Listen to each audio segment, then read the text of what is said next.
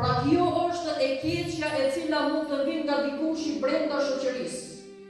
Dhe nëse neve me ide se për të qenë më rahat i mbyllim syt para dukurive negative, pra vetëm nëse neve themi që nuk i ka prekur fëmijët tanë, kështu që unë nuk kam çka përzihem, atëherë pra pikërisht dije sepse e ke lejuar zjarrin i cili gradualisht do të vijë dhe do të prek edhe fëmijët e tu.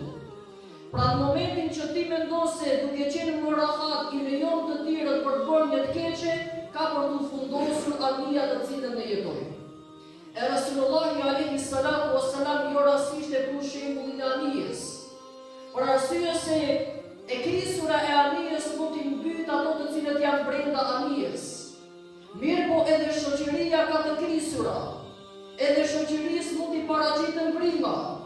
E nëse ne nuk reagojmë në kohë për t'i mbyllur ato dhe për t'i ndaluar, çka do të ndodhë?